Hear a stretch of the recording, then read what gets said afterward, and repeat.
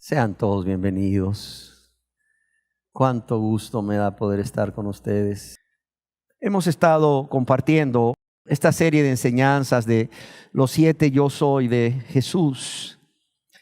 Nos hemos quedado detenidos en esta quinta parte de la enseñanza en donde estamos hablando acerca de yo soy la puerta. El Señor Jesús acompañó en 7 ocasiones en el Evangelio de Juan. Hemos dicho estas palabras de yo soy más una metáfora, y hemos hablado de yo soy el camino, la verdad y la vida. Hemos hablado yo soy la luz del mundo, y estamos hablando acerca de cuando Jesús dijo yo soy la puerta. Ya hemos hablado acerca de qué quiso decir Jesús cuando dijo yo soy la puerta, y Él es la puerta del redil. En nuestra enseñanza anterior hablábamos acerca de esto basados en un texto bíblico que hemos estado mencionando y que está en el Evangelio según San Juan, capítulo 10, versos 7 al 9, en donde el Señor mismo dice: volvió pues Jesús a decirles: de cierto os digo, yo soy la puerta de las ovejas. Todos los que antes de mí vinieron ladrones son y salteadores, pero no los oyeron las ovejas. Yo soy la puerta. Yo soy la puerta. El que por mí entrare, esta es una promesa. Dice, ¿será qué? Será salvo. Yo soy la puerta, el que por mí entrare será salvo, y entrará y saldrá y hallará pastos. Cuando meditaba acerca de lo que debíamos seguir predicando de Jesús como la puerta, se me venía a la mente nuevamente el texto de Primera de Pedro 2:7, en donde el apóstol Pedro dice a los cristianos, por cuanto es una carta universal: para vosotros pues los que creéis, Él es precioso. Para vosotros pues los que creéis, Él es precioso, Él es de mucho valor o de infinito valor y muy apreciado por ustedes. Y en nuestra enseñanza anterior decíamos, o más bien preguntábamos, ¿se ha puesto usted a pensar por qué el Señor Jesús es precioso o de mucho valor o muy apreciado por todos aquellos que han creído en Él? Y decíamos que Él es así porque Él es Dios vivo y verdadero. Él es precioso por quien es Él. Él es Dios vivo y verdadero. Él es uno con el Padre, de la misma naturaleza del Padre. Él es Dios verdadero, así como fue verdadero hombre cuando caminó en esta tierra. Y decíamos que en Él habita corporalmente toda la plenitud de la deidad. Pero también Él es precioso por todo lo que ha hecho por cada persona, creyente y no creyente. Decíamos que sus misericordias son nuevas cada mañana para no creyentes y para creyentes, pero también porque Él ha hecho por los creyentes a través de su obra de redención al morir y resucitar. Pero no solo eso, sino por todo lo que ha hecho y hace cada día.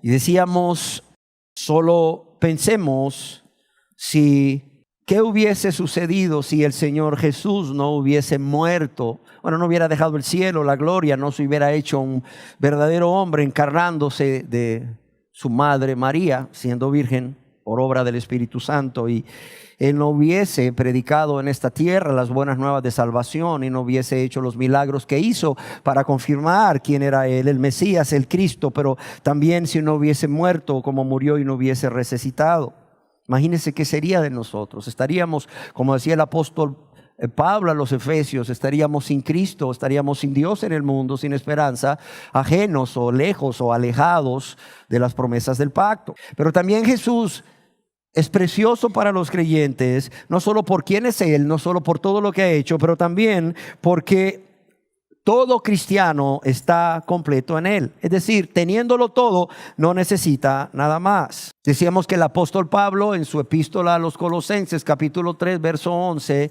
él escribió, sino que Cristo es el todo y en todos. También decíamos que esta afirmación de que Cristo es el todo y en todos es para algunos la esencia y la sustancia del cristianismo. También el apóstol Pablo dice a los Colosenses, En el capítulo 2, versos 9 al 10, y vosotros estáis completos en Él, o estáis completamente llenos o totalmente saciados en Él. Otra versión de la Biblia dice, en Cristo ustedes están completos y no necesitan más. De esta manera, si tenemos a Cristo, lo tenemos todo. ¿Por qué? Porque el cristiano, el creyente, Cristo es todo lo que necesita. ¿Por qué? Porque Él es suficiente para cada situación y en Él estamos completos. Y rogábamos a Dios en aquella ocasión y seguimos rogando a Dios que si tú eres cristiano o cristiana, esta verdad quede grabada en tu mente y en tu corazón y la creas. Y sea en tu vida el motor que te impulse a vivir una vida rendida a Dios, agradable a Dios, una vida llena de amor y de gratitud a Dios cada día. Y Jesucristo es todo esto para nosotros, es todo lo que necesitamos, gracias a que Él es Dios y Él es la puerta. No solo para la salvación, sino para todo lo que realmente necesitamos en esta vida. Y cuando meditaba en esto, no podía evitar que viniera a mi mente una historia real que encontramos en la Biblia, la palabra de Dios. Y esta es la historia de un hombre conocido como el endemoniado de Gadara, que encontramos en el Evangelio de Lucas, capítulo 8, verso 26 al 31, la cual voy a leer. Dice así: y arribaron a la tierra de los Gadarenos, es decir, Jesús y sus discípulos. Y arribaron a la tierra de los Gadarenos, que está en la ribera opuesta a Galilea. Al llegar él a tierra, vino a su encuentro un hombre de la ciudad endemoniado desde hacía mucho tiempo. Y no vestía ropas, es decir, andaba desnudo, y no moraba en casa, es decir, este hombre no estaba viviendo con su familia, no había nadie que lo cuidase, que tuviese compasión de él, sino que moraba en los sepulcros, es decir, en lugares destinados para enterrar a las personas, que generalmente eran cuevas en las montañas. Al ver a Jesús, lanzó un gran grito y postrándose a sus pies exclamó a gran voz: ¿qué tienes conmigo, Jesús, Hijo del Altísimo? Te ruego que no me atormentes. Porque Jesús mandaba al espíritu inmundo que saliese del hombre, pues hacía mucho tiempo que se había apoderado de él, y a este hombre le ataban con cadenas y grillos, pero rompiendo las cadenas era impelido por el demonio a los desiertos. Y le preguntó Jesús diciendo: ¿cómo te llamas? Y él le dijo: Legión, porque muchos demonios se habían entrado en él, y le rogaban que no los mandase ir al abismo. Había ahí un hato de muchos cerdos que pasían en el monte, y los demonios le rogaron a Jesús que los dejase entrar en ellos, y Jesús les dio permiso. Y los demonios salidos del hombre entraron en los cerdos, y el hato se precipitó por un despeñadero al lago y se ahogó. Todos los cerdos se ahogaron. Y los que apacentaban los cerdos, cuando vieron lo que había acontecido, huyeron, y yendo dieron aviso en la ciudad y por los campos. Y salieron a ver lo que había sucedido, y las personas vinieron a Jesús y hallaron al hombre de quien había salido los demonios. Oiga bien, un hombre que era temido por muchos. Hallaron al hombre que había salido de los demonios, un hombre que estaba loco prácticamente, sentado a los pies de Jesús, vestido y en su cabal juicio. Y tuvieron miedo. Y los que lo habían visto le contaron cómo había sido salvado el endemoniado. Entonces toda la multitud de la región alrededor de los Gadarenos le rogó a Jesús que se marchase de ellos, pues tenían gran temor. Y Jesús, entrando en la barca, se fue. Y el hombre de quien habían salido los demonios le rogaba que le dejase estar con él. Pero Jesús le despidió diciendo: vuélvete a tu casa y cuenta cuán grandes cosas ha hecho Dios contigo. Y él se fue, publicando por toda la ciudad cuán grandes cosas había hecho Jesús con él. Cuán grandes cosas había hecho Jesús con él. Yo creo que hay muchísimas cosas que decir acerca de la historia de este hombre, de la vida de este hombre, y lo que Dios hizo por amor y por misericordia en la vida de este hombre que había estado endemoniado. Sin embargo, yo solo quiero centrarme en dos reacciones, y son dos reacciones completamente opuestas ante el Señor Jesús y ante la obra de gracia y de amor que Él realizó en la vida de este hombre que estaba endemoniado. Y la primera reacción que yo quiero que veamos es la reacción de la multitud. ¿Y cuál fue la reacción de la multitud? La misma reacción que la mayoría de las personas hoy tienen. ¿Por qué? Porque la multitud hoy, al igual que la multitud en aquel entonces, siguen rechazando a Jesús. Aquí podemos ver que la reacción de la multitud fue de rechazo al Señor, ya que se nos dice que le rogaban que se marchase de ellos, pues tenían gran temor. Increíble, pero es cierto. Tenían gran temor de Jesús, sí. Pero ¿por qué podían tener temor de Jesús si Él era todo amor, toda compasión, toda bondad, toda misericordia? Bueno, porque tenían temor de que tuviesen que renunciar a sus vidas, las cuales vivían haciendo su voluntad. Tenían temor de que tuviesen que renunciar a sus pecados y que tuviesen que renunciar a seguir disfrutando de los deleites temporales que estos les producían. Tenían temor a tener que renunciar al mundo y las cosas del mundo, las cuales amaban mucho más que a Dios. Tenían temor de tener que renunciar a más bienes materiales, por cuanto según ellos ya habían perdido mucho con los cerdos que se habían muerto al irse por el despeñadero. Ahora veamos la reacción del hombre que había estado endemoniado. Mientras la multitud le rogaba que se fuese, dice que el que había estado endemoniado le rogaba. ¿Pero qué le rogaba? Le rogaba al Señor Jesús que lo dejase estar con él. Ahora, ¿por qué este hombre quería seguirle y estar siempre con él? Porque el Señor era todo para él. Y porque el Señor Jesús para este hombre era precioso. Y considero que era precioso primeramente por quién era Jesús para él. Yo estoy seguro que este hombre creía que Jesucristo era Dios. ¿Cómo lo sabemos? Bueno, leamos juntos de nuevo Lucas capítulo 8, verso 39. Dice que Jesús le dijo al hombre: vuélvete a tu casa y cuenta que cuán grandes cosas ha hecho ¿quién? Dios contigo. Le dice: vuélvete a tu casa y cuenta cuán grandes cosas ha hecho Dios contigo. ¿Y qué hizo el hombre? Dice, y él se fue publicando por toda la ciudad cuán grandes cosas había hecho ¿quién?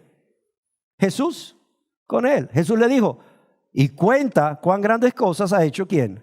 Dios contigo. Pero él contaba cuán grandes cosas había hecho ¿quién? Jesús con él. ¿Por qué? Porque para él Jesús era Dios. Primeramente era precioso por lo que era.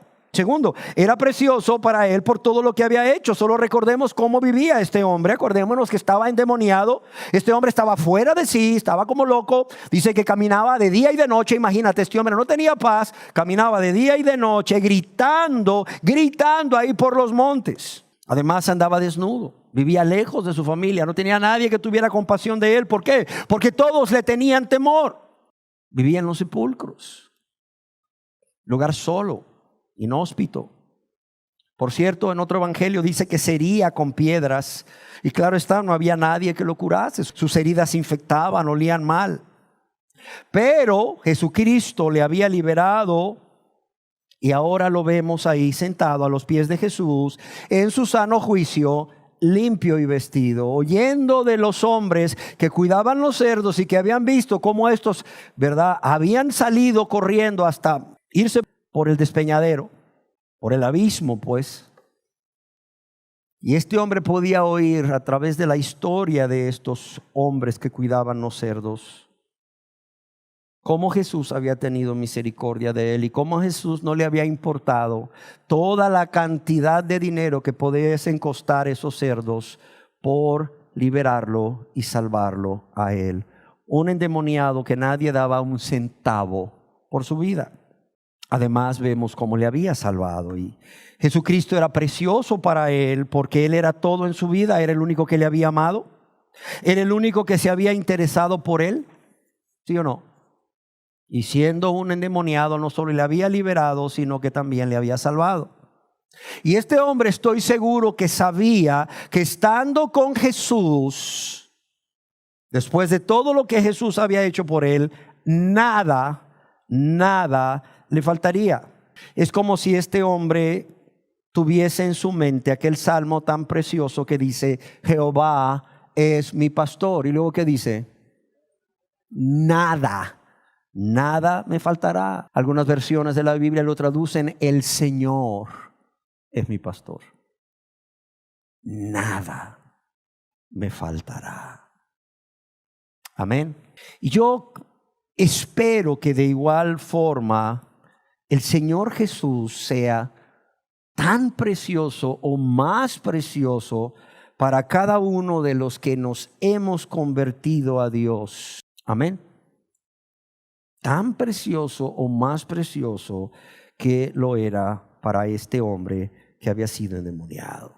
Y no solo por lo que Él es, no solo por lo que hizo para salvarnos, lo cual ya es demasiado, sino por todas las bendiciones, decíamos, a las cuales tenemos acceso. A las cuales tenemos acceso a través del Señor Jesús como la puerta. ¿Y cuáles son estas bendiciones? En nuestra enseñanza anterior decíamos que además de la salvación de la condenación eterna y de la culpa y del poder del pecado y de la ira de Dios, vimos que el Señor y Salvador Jesucristo es nuestra puerta a través de la cual tenemos acceso ¿a quién? Al Padre. Y ahora podemos llamarle Abba, Padre. Pero también, al ser la puerta, es nuestra puerta de adopción como hijos e hijas de Dios. Porque ya lo vimos, no todos son hijos de Dios. Somos todos criaturas de Dios, pero solamente a los que le recibieron, a los que creen en su nombre, Él les ha dado autoridad de ser hechos hijos de Dios y de llamarse como tales. Es necesario arrepentirse y confiar en Jesús como tu único y suficiente Salvador, rendirle tu vida a Él para que sea Él quien la lave y la limpie de toda maldad y todo pecado, y rendirte a su señorío para que Él realmente sea tu Señor y Salvador y seas un hijo y una hija de Dios. Vimos también que el Señor Jesús, al ser la puerta, es la puerta por la cual entramos al redil. Es decir, somos hechos pueblo de Dios y miembros de la familia de la fe.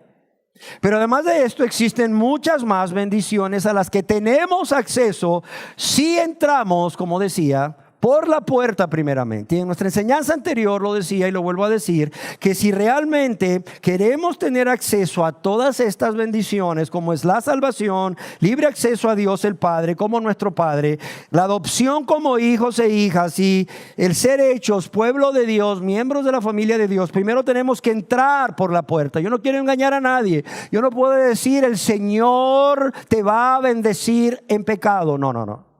Cuidado. El Señor te va a bendecir viviendo egoístamente. No, para nada. El Señor te va a bendecir viviendo con un pie en la iglesia y con un pie en el mundo. No. El Señor te va a bendecir si aceptaste a Cristo, pero sigues viviendo impíamente. No, tampoco. No te quiero engañar. O sea, estas bendiciones son solo para aquellos que atraviesan la puerta por la fe que es en Cristo Jesús. Si no, no hay bendición. La única bendición que Dios te puede ofrecer es la de salvarte. Es la de salvarte si vienes a Él con un corazón contrito y humillado, con un corazón arrepentido, confesándole tus pecados, apartándote de ellos y confiando en Él como tu único y suficiente Salvador. Es la única bendición. Pero si tú ya has hecho esto y has entrado por la puerta, hay muchas más bendiciones. Vimos 3, veamos la cuarta.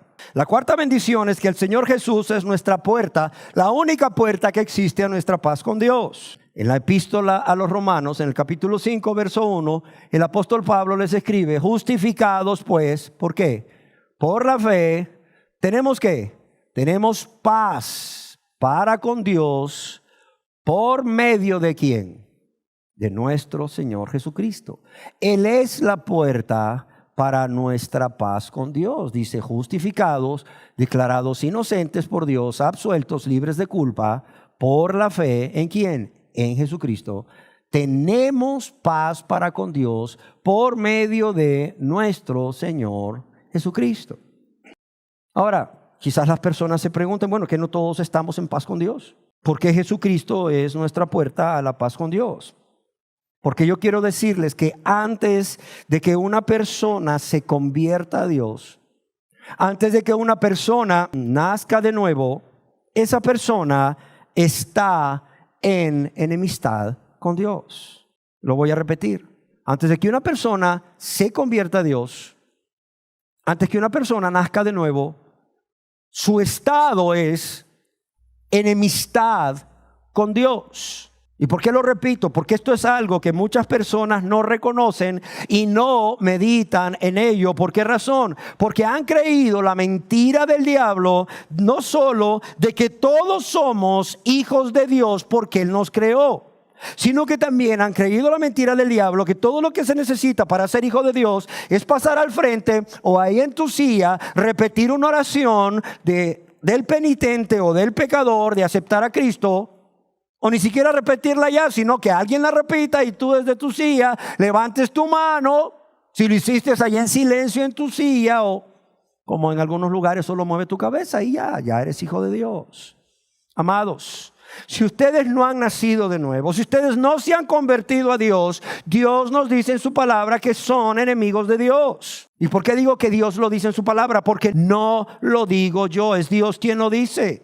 Y Dios lo dice a través del apóstol Pablo en su carta a los Romanos, en el capítulo 5, verso 10, para los que les gusta anotar y luego leer en casa, dice, porque si siendo ¿qué? Enemigos, dice. Aquí está, es la Biblia. O sea, no es algo que yo me inventé, yo me saqué de la manga. Una revelación que tuve anoche, no. Esto lo escribió el apóstol Pablo, inspirado por Dios hace ya casi 2000 años. Dice, porque si siendo enemigos, le dice a los romanos, ustedes antes de convertirse a Dios, cristianos de Roma, eran enemigos de Dios. Y no solo eso, ¿qué le dice a los colosenses en Colosenses 1:21? Les dice cuál era su relación antes de convertirse a Dios. Y les dice, y a vosotros también, que erais ¿qué? En otro tiempo, antes de convertirse a Dios. ¿Qué dice aquí? Extraños y ¿qué? ¿Y qué dice aquí, por favor? Y enemigos. Oiga, dirá usted, es que esto nadie me lo había dicho, pero está en la Biblia. Mira lo que dice, y a vosotros también, que erais en otro tiempo, ¿qué dice? Extraños y qué? Y enemigos en vuestra mente, haciendo ¿qué? Malas obras. Así está claro. Ahora quizás usted se pregunte, bueno, ¿y qué es lo que nos hace enemigos de Dios? Bueno, ¿sabe qué es lo que nos hace enemigos de Dios? Nuestro pecado, punto. Nuestro pecado y nuestra rebeldía. Podemos añadir a nuestro pecado nuestra rebeldía, es decir, esa obstinación consciente y voluntaria de vivir una vida de práctica de pecado y de no desear convertirse a Dios, porque es una obstinación consciente y voluntaria de renunciar a esa vida de práctica de pecado, de egoísmo, de rebeldía, de maldad, y el no desear convertirse a Dios. Yo quiero decirles que el vivir en este estado hace que Dios declare la guerra a toda persona que está viviendo en este estado, que está obstinado, que está obstinada ¿en qué? En seguir viviendo su vida de práctica de pecado y no desear convertirse a Dios. Esto podrá sonar muy duro para muchos, pero es la realidad. Es la realidad. Dios declara la guerra a toda persona que se rebela contra Él y su voluntad, y además de eso, menosprecia cada día esa grande salvación que Dios le ofrece por medio de la fe en su Hijo amado Cristo Jesús. Ahora bien, pero el mismo apóstol Pablo, quien nos dice cuál es la condición de toda persona antes de convertirse a Dios, también nos trae buenas noticias. ¿Y cuáles son esas buenas noticias? En otras palabras, Pablo está diciendo, te tengo dos noticias, una mala y una buena. ¿Cuál quieres primero? Te tengo dos noticias, una mala y una buena. A ver, cristianos de Roma, les tengo dos noticias, una mala y una buena. A ver, cristianos de Colosas, les tengo dos noticias, una mala y una buena. Cristianos aquí presentes, diría Pablo, les tengo dos noticias, una mala y una buena. Bueno, ¿cuál es la mala, pues? Que son enemigos de Dios. ¿Y cuál es la buena? ¿Saben cuál es la buena? Que a través del Señor Jesucristo somos reconciliados con Dios, porque Dios mismo, por su gracia, por su buena voluntad, nos ha reconciliado con Él. Y es por eso que quiero que ahora leamos completo el verso de Romanos capítulo 5, verso 10 y Colosenses 1, 21 y 22. Comencemos por Romanos 5, 10. Dice, porque si siendo enemigos, que es la mala noticia, ¿qué dice aquí? Fuimos reconciliados con Dios, que es la buena noticia. ¿Por qué? Por la muerte de su Hijo. Porque si siendo enemigos fuimos reconciliados con Dios por la muerte de su Hijo. Aquí está hablando a cristianos que fueron reconciliados, por eso usa el tiempo pasado. Pero si usted no ha sido reconciliado, usted es un enemigo de Dios que necesita ser reconciliado con Dios por la muerte de su Hijo, quien es la puerta para nuestra paz. ¿Con quién? Con Dios.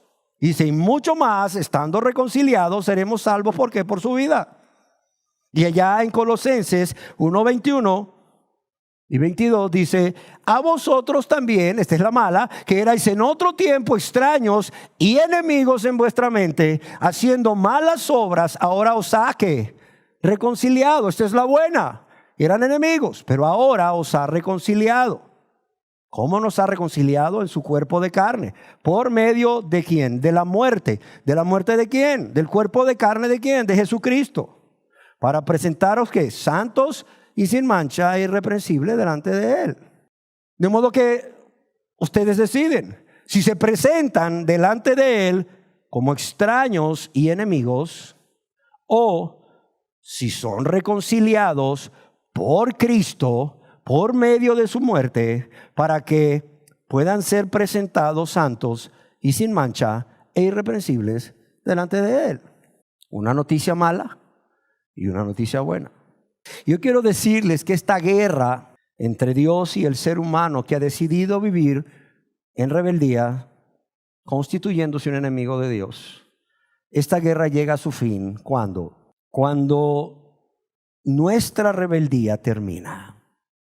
Primeramente, cuando nuestra rebeldía termina, cuando tomamos una decisión de ya no más seguir viviendo en rebeldía contra Dios y su voluntad. Y nuestra rebeldía termina cuando nos rendimos a Dios y decidimos someternos a su señorío por amor y gratitud. Pero también esta guerra termina no solo cuando ponemos fin a esa rebeldía, sometiéndonos a Dios, rindiéndonos a Dios, sino también al ser justificados, declarados absueltos de toda culpa, inocentes por Dios. ¿Y por qué? Como ya vimos, por lo que Jesucristo hizo al morir y al recibir el castigo que debíamos recibir y pagar esa deuda que teníamos con Él y que no podíamos pagar, pero también al resucitar de entre los muertos. William MacDonald escribió al respecto: ha terminado la guerra. Cuando el ser humano decide no continuar en rebeldía por cuanto se rinde a Dios, se somete a su señorío, y cuando esta persona con ese corazón contrito y humillado decide creer, confiar en Jesús como su único y suficiente y necesario Salvador, ha terminado la guerra, dice MacDonald. Han cesado las hostilidades. Por medio de la obra de Cristo han sido quitadas todas las causas de enemistad entre nuestras almas y Dios. Y hemos sido cambiados de enemigos a amigos por el milagro de su gracia. Y aquí me detengo para hacerle una pregunta, querida persona que nos acompaña. ¿Usted se ha convertido a Dios o solo ha hecho una oración en su vida suplicándole a Dios su perdón, pero no ha habido convicción de pecado de parte del Espíritu Santo en ningún momento? No ha habido un verdadero arrepentimiento y no ha habido una fe bíblica que no solo le permita confiar en Jesús, sino obedecer a Jesús, obedecer a Dios por amor y gratitud, por las fuerzas que Dios mismo da a través del Espíritu Santo. Yo quiero decirle que si usted es sincero, si usted es sincera y reconoce que todo lo que ha hecho en su vida no es más que una oración, o quizás ni siquiera la oración ha llegado, usted necesita desesperadamente, y oiga bien la palabra que estoy usando, usted necesita desesperadamente que Dios lo reconcilie con Él por medio del Señor Jesucristo, que no solo es la puerta para su salvación, sino para la paz con Dios. Y yo le invito a que usted hoy mismo tome la decisión de entrar por esa puerta. Amén.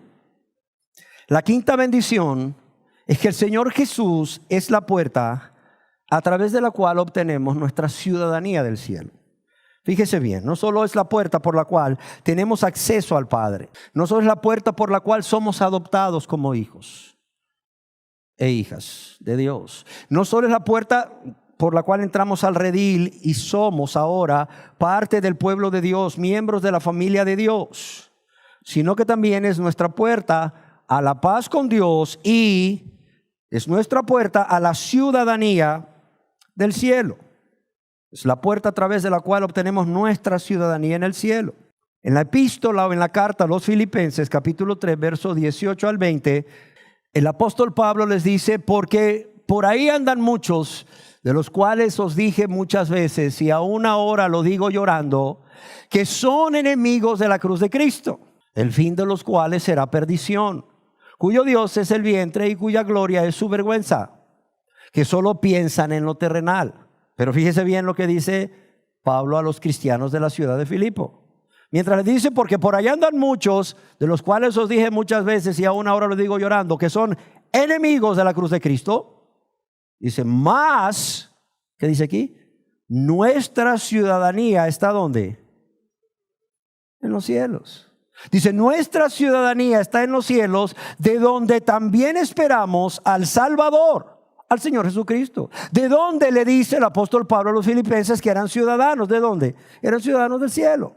Mas nuestra ciudadanía está en los cielos. Otras versiones lo traducen: en cambio nosotros, a diferencia de aquellos cuyo Dios es su vientre, en cambio nosotros somos ciudadanos del cielo. Y ahora, ¿qué significa ser ciudadanos del cielo? ¿Sabe qué significa? Que tenemos ahora, a través de haber pasado por la puerta, tenemos derecho de vivir ahí. Tenemos derecho de vivir ahí. Pero no solo eso, sino que podemos vivir confiados de que al morir iremos ahí. Podemos vivir confiados en esta tierra cada día de que al morir iremos ahí. Yo quisiera imaginarme todo el gozo y la paz que trae a la vida de todo cristiano verdadero el tener esta seguridad. ¿Por qué razón? Porque no solo vamos a poder ver a Dios cara a cara. Imagínese usted, a ver. Se dice fácil ver a Dios cara a cara, ¿no? Ver a Jesús cara a cara. Pero a ver, imaginémonos por un momento lo que esto implica. Verlo cara a cara. Y para esto quiero poner un ejemplo que quizás se está volviendo muy común en nuestro país. Se va un hijo de manera ilegal para Estados Unidos y no puede venir hasta que obtiene su estatus migratorio de residente, o a través del TPS, que ya lo quitaron, por cierto, puede regresar después de 15 años.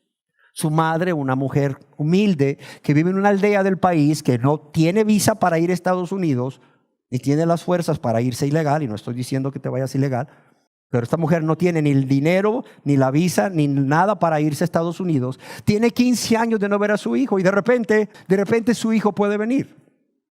Imagínate, los otros hermanos de este muchacho agarran a la mamá, los hermanos que viven aquí, ¿verdad? Si no tienen carro, contratan un carro y la llevan al aeropuerto. Y yo quiero que te imagines ese momento en el aeropuerto, ahí donde salen los que vienen entrando al país. Ese momento en donde esa madre puede ver a su hijo que tiene 15 años de no verlo. O sea, ponte en el lugar de esta madre. Madre de familia que estás aquí, padre de familia que estás aquí, ponte en el lugar de esta madre. Tienes 15 años de no ver a tu hijo y por fin se te presenta el momento. Dios te concede el momento de ver a tu hijo o a tu hija, no importa. Y lo puedes ver. ¿Sabes qué es común? Ver lágrimas en este momento. En el aeropuerto se ven lágrimas cuando se está despidiendo a la gente, pero también se ven lágrimas de alegría cuando estás recibiendo a la gente. Si tu familiar se fue por 3 semanas, vas y llegas muy emocionado, lo abrazas y ya, no hubo lágrimas. Pero cuando se va por 15 años y no lo ves por 15 años, no la ves por 15 años y regresa, te aseguro que van a haber lágrimas.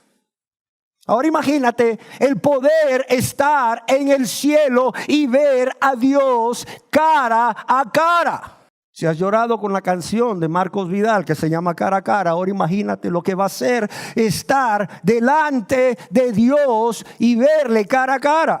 Cuán precioso va a ser estar delante de Cristo y verle cara a cara. ¿Y todo por qué? Porque somos ciudadanos del cielo y tenemos derecho a estar ahí por lo que Cristo hizo y porque Él es la puerta y sigue siendo la puerta si aún no has entrado por esa puerta, para que entres por ella y seas ciudadano del cielo. Pero no solo esto. Cuánto gozo y cuánta paz debería de traer a la vida de todo cristiano el tener esa seguridad de que al morir van al cielo y van a ver a Dios, van a ver a Cristo. Bueno, si quieres vas a ver a Pablo y le vas a decir: oye Pablo, ¿qué quisiste decir en Romanos 7? ¿Eras cristiano o no eras cristiano? A ver, dímelo. A ver Pablo, ¿la salvación se pierde o no se pierde? ¿Sí me entiendes? A ver Pablo, ¿hay cristianos carnales o no hay carnales? ¿Qué quisiste decir, Pablo? Pero lo más precioso es que vas a ver a Dios y vas a ver a Cristo. Y vas a estar con Él para siempre.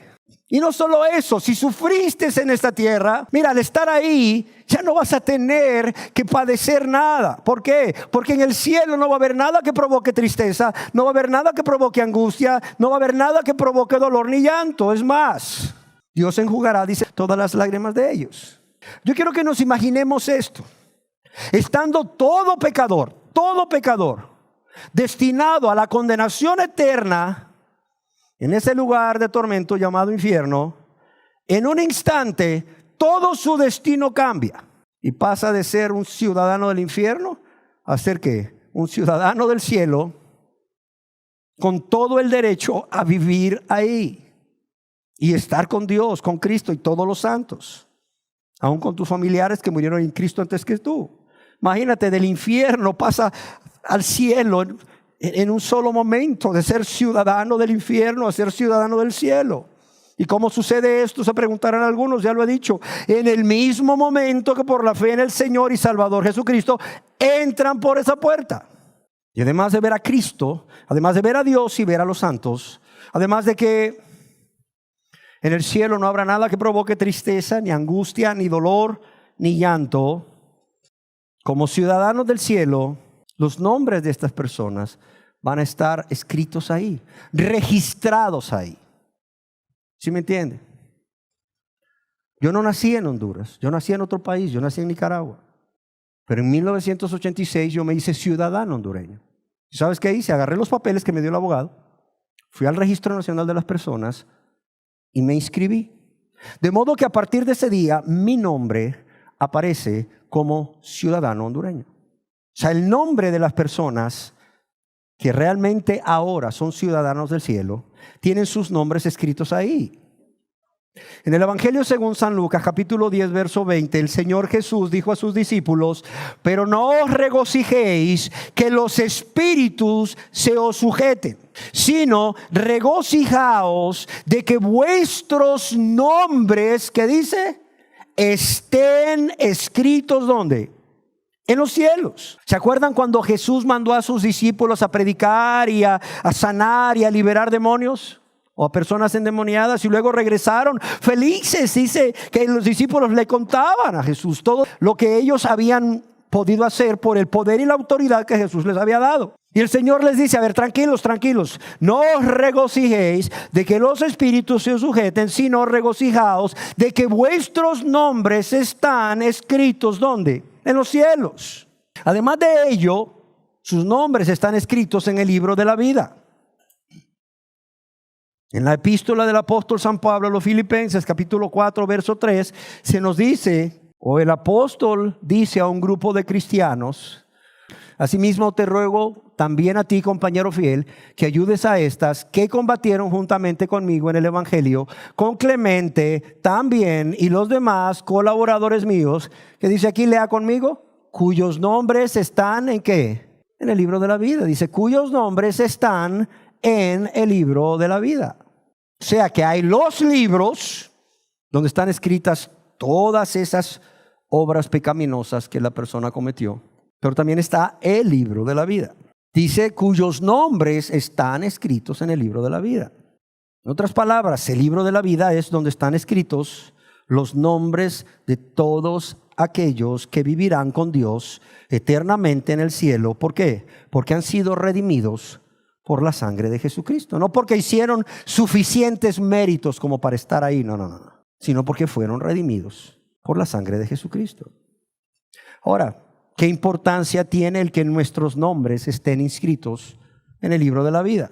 Bueno, en Apocalipsis capítulo 20, verso 15 se nos dice que cuando Dios lleve a cabo su juicio, el que no se halló inscrito en el libro de la vida fue lanzado, dice, al lago de fuego. Oiga bien, cuando Dios lleve a cabo su juicio, el que no se halló inscrito en el libro de la vida, ¿qué dice? Fue lanzado al lago de fuego. Pero esto no será así para aquellos que han atravesado la puerta y que han sido salvos y ahora son ciudadanos del cielo y sus nombres sí están inscritos en el libro de la vida. ¿Por qué? Porque a ellos, lejos de esperarles el tormento, les espera el deleite, el placer, una dicha que durará para siempre al vivir en la presencia de Dios. Esto nos lo dice el salmista en el Salmo 16:11, donde Dios limpiará toda lágrima de los ojos de ellos y la muerte ya no será más y no habrá más llanto, no habrá más clamor o lamento ni dolor. Ok, pero mientras vivimos en esta tierra, ¿qué? Que ya sé, somos ciudadanos del cielo, porque Jesús es la puerta para adquirir nuestra ciudadanía celestial. Ya lo sé, nuestros nombres están inscritos ahí porque ahora somos ciudadanos del cielo. Nuestros nombres están escritos o inscritos en el libro de la vida y por esa razón, cuando Dios venga a juzgar, no vamos a ser echados en el lago de fuego. Pero bueno, mientras vivimos en esta tierra, ¿qué? Bueno, vivamos llenos de amor y gratitud para Dios. Que sin nosotros merecerlo y sin Él estar obligado, no solo nos ha salvado por medio del Hijo, no solo nos ha permitido tener libre acceso a Él, no solo nos ha adoptado como sus hijos y sus hijas, siendo hijos de ira e hijos del diablo. No solo nos ha hecho parte de su pueblo y miembros de la familia de Dios, sino que también Él nos ha reconciliado con Él. O sea, si tú fuiste observador cuando leí la cuarta bendición, no es que nosotros venimos e hicimos, o sea, nos reconciliamos con Dios. Okay, yo vengo y me reconcilio con Dios. No. La Biblia dice que Dios nos reconcilia con Él. No es cuestión de, mira, Señor, voy a hacer esto y esto y esto, y a través de hacer todo esto por un buen periodo de tiempo, que ya estamos en paz, no, estamos en paz, no. Ciertamente la guerra termina cuando nosotros decidimos abandonar ese estado consciente y voluntario de rebeldía por amor y gratitud a Dios, y nos rendimos a Él, nos entregamos a Él para que Él nos perdone, nos salve y nos gobierne, para ser instrumentos en su mano, para honra y gloria de Dios. Pero recuerden que esto no sirve de nada sin la justificación que Dios nos da. El apóstol Pablo habla de que cómo Dios nos reconcilia con Él por la muerte de su Hijo. Oye, qué maravilla. No solo no nos destruye, sino nos reconcilia y manda a su Hijo morir por nosotros. Entonces, ¿qué vamos a hacer mientras vivamos en esta tierra? Bueno, vamos a vivir amando a ese Dios que en lugar de destruirnos, nos ha hecho sus hijos, miembros de la familia de Dios, al salvarnos, nos ha dado acceso directo a Él, pero además de eso, nos ha reconciliado con Él. Oye, ¿no es esto maravilloso que en lugar de destruirnos nos reconcilie con Él? Pero también nos ha hecho ciudadanos del cielo. Nos ha dado el derecho de vivir en el cielo y podemos vivir confiados de que si morimos hoy, si somos verdaderos cristianos y en realidad nos hemos convertido a Dios, vamos a partir al cielo. Y allí va a estar Dios esperándonos, Jesús esperándonos y todos los santos y los ángeles con Él, aún nuestros seres queridos. que partieron con Cristo. Pero no solo debemos de vivir llenos de amor y gratitud, sino también debemos de vivir como extranjeros y peregrinos. No sé si me explico. Si nuestra ciudadanía no está en este mundo, si no somos ciudadanos de este mundo y somos ciudadanos del cielo, entonces vivamos en este mundo como lo que somos, extranjeros y peregrinos. Mira, no te involucres en las cosas mundanas de este mundo. No vivas como si fueras del mundo, porque no eres del mundo. Eres ciudadano del reino de Dios, eres ciudadano del cielo.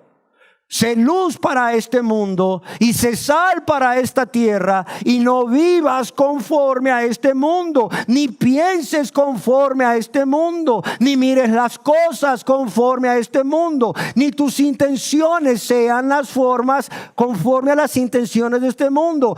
Que tu manera de hablar no sea conforme a las personas de este mundo que va a ser destruido, porque su príncipe es Satanás, de este mundo que ni ama ni teme a Dios, ni ama a los cristianos tampoco, ni ama la palabra de Dios, ni la quiere guardar tampoco.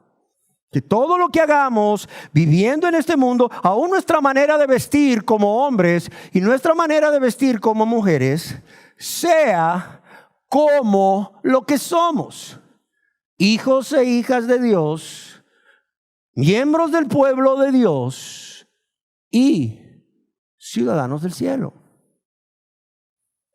De modo que cuando nos vean digan: este no es de este mundo. Este no es de este mundo. Este está aquí en este mundo, pero este es extranjero y peregrino en este mundo. Este no es de este mundo. Este o esta son ciudadanos del cielo, para honra y gloria de Dios. Amén.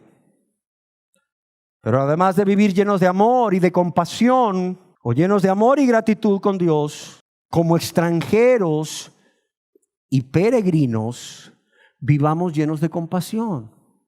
Llenos de compasión por todos aquellos y aquellas que aún no se han convertido. Y que esa compasión nos lleve a ¿qué? Primeramente, a darles testimonio con nuestras vidas. Darles testimonio de que hay un Dios que es real. Y ese Dios que es real tiene el poder y la gracia para transformar las vidas, por cuanto ha transformado tu vida y la mía. Pero además de ello, darles testimonio con la palabra. Predica la palabra. Comparte con los demás las buenas nuevas de salvación. Entonces vive lleno de amor y gratitud, como extranjero y peregrino, como extranjera y peregrina, de modo que de esta manera pueda ser luz para este mundo y sal para esta tierra. Pero también llénate de compasión por aquellos que no tienen a Cristo, que están sin Cristo y sin Dios en el mundo, sin esperanza, ajenos a los pactos de la promesa como tú estabas. Y háblales de ese Cristo de poder, de amor, de misericordia. Pero también vive en esta tierra confiando que el Señor Jesús se fue a preparar una morada para ti en el cielo, ¿sí o no? ¿Qué les dijo el Señor Jesús a sus discípulos en Juan 14?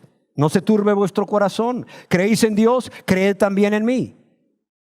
Y en Juan 14:2 les dice: en la casa de mi Padre, allá en el cielo, muchas moradas hay. Si así no fuera, yo os lo hubiera dicho. Voy pues a preparar lugar para vosotros. O sea, el cristiano vive con esa confianza, con ese gozo y esa paz, de que el Señor Jesús se fue a preparar una morada para él y para ella en el cielo, y que un día vendrá de nuevo el Señor Jesús para llevársela. ¿A dónde? A esa morada que él mismo preparó en el cielo para vivir juntos por toda la eternidad. Jesús dice: y si me fuere, que ya se fue, y os prepararé el lugar, que ya lo está haciendo, dice: vendré otra vez en su segunda venida y os tomaré a mí mismo. ¿Para qué? Para que donde yo estoy, vosotros también estéis. ¿Sí o no? Amados y amadas, ¿tenía razón Pedro al decir que Jesús es precioso? No solo por lo que es y lo que ha hecho al dar su vida y al resucitar por nosotros, al convertirse en verdadero hombre siendo verdadero Dios, sino por todas estas bendiciones que nos da. A ver, ¿no es Jesucristo precioso? Es más, ¿no es el cristianismo maravilloso? ¿No es el cristianismo más que una serie de normas o leyes que debemos guardar? Sí, que debemos guardar por amor. Que debemos guardar porque quien nos pide que las guardemos, nos pide que las guardemos para nuestro propio beneficio primeramente. Y nos pide que las guardemos porque nos ama. ¿No es el cristianismo maravilloso? Imagínate, sí hay que guardar leyes, pero esas leyes las ha dado quien te ama como nadie. Te las ha dado para tu beneficio y mi beneficio. Nos las ha dado por amor, para protegernos, para cuidarnos, como nadie más sabe cuidarnos como Él. Porque Él es el buen pastor y el gran pastor de las ovejas. Pero además de eso nos da el poder para vivir como a Él le agrada. Nos da el poder para cumplir esas leyes. Sí, es cierto, hay que guardar leyes. Pero fíjate, ¿quién te pide que las guardes? ¿Quién te da el poder? Pero también, ¿por qué las guardamos? Por amor y gratitud. Pero además de ello, mira cuántas cosas hay. ¿Cuántas cosas hay? Si tú decides cruzar esa puerta a través de la fe en Cristo Jesús, arrepintiéndote de todos tus pecados y recibiéndole a Él como lo que es, Señor y Salvador de tu vida. Amén. Demos gracias a Dios. Señor, te damos gracias. Te damos gracias por lo que eres, por lo que has hecho por nosotros y por todas las bendiciones que podemos obtener si atravesamos la puerta. Gracias, Dios. Gracias, Dios. Señor, que Jesús sea precioso para nosotros. No solo para los cristianos, sino también para los que aún no se han convertido, y que esa belleza que Jesús irradia enamore más y más y más a los cristianos para consagrarse cada día más y más a Él, pero también enamore, seduzca a los que no son cristianos para que ya hagan a un lado todo aquello que estorba, Señor.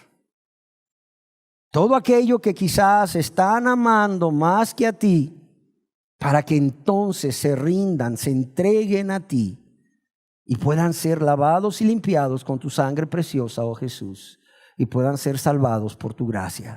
Fórzalos a entrar, Señor, a los que aún no han entrado. Y guarda dentro del redil a los que ya entramos, Señor. Para tu honra y tu gloria, te lo pido en el nombre de Jesús. Amén.